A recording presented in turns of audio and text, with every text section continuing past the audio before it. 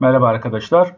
Elmalı ilçe merkezinde bulunan en büyük tarihi camiyi geziyoruz. Burası Ketenci Ömer Paşa Camii. Mimari ve sanat bakımından büyük bir kıymettir burası. Aslen Manavgat'ta olan Ketenci Ömer Paşa tarafından yaptırılmış ki Ketenci Ömer Paşa Manavgat'ta doğduktan sonra İstanbul'da eğitim görmüş ve Osmanlı İmparatorluğu zamanında birçok yerde valilik yapmış. Saraybosna Fatihi olarak da bilinmekte ve burayı fethederken alınan ganimetlerle bu külliyeyi yaptırdığı söylenir.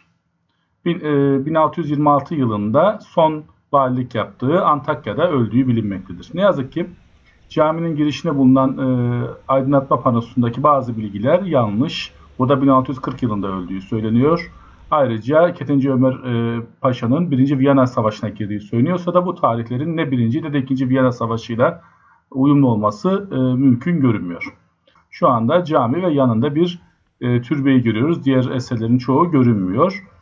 Türbe zamanında Ketenci Ömer Paşa'nın türbesi zannedilmiş ancak yapılan araştırmalarda Ketenci Ömer Paşa'nın da bağlandığı bir şeyhe ait olduğu tespit edilmiştir. Bu da Ahi Baba adıyla bilinmektedir. Caminin inşası gayet zarif ve görünüşü pek muhteşem. Osmanlı mimarisinin yapı sisteminde merkezi planlı, tek kubbeli, tek minareli güzel bir cami ve Mimar Sinan ekolünden sonra yapılmış o ekolün devamı. 1610 yılında yaptırıldığı tespit edilmiştir. 19 metre boyutunda Antalya'daki tarihi camiler içinde en büyüklerinden birisi. 2 defa restorasyon geçirmiş. Biri 1870 yılında, biri de 1938 yılında.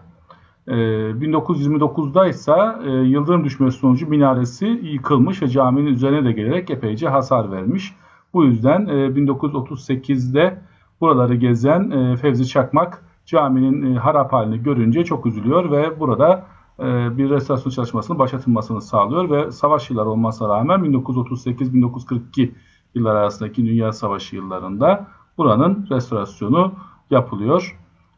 Bu caminin içinde 17. yüzyıl İznik Çinileri de bulunuyormuş. Ancak ne yazık ki restorasyonlar sırasında bu Çiniler kaybolmuş ve yerlerine Kütahya Çinileri yerleştirilmiş. Yine de bunlar da güzel bir görüntü veriyor. Motifleri ve kalitesiyle gayet hoş görüntüye sahipler. Elmalı'yı gezecek olursanız şehir merkezindeki bu camiyi ve müzeyi de mutlaka gezmenizi sizlere öneriyorum.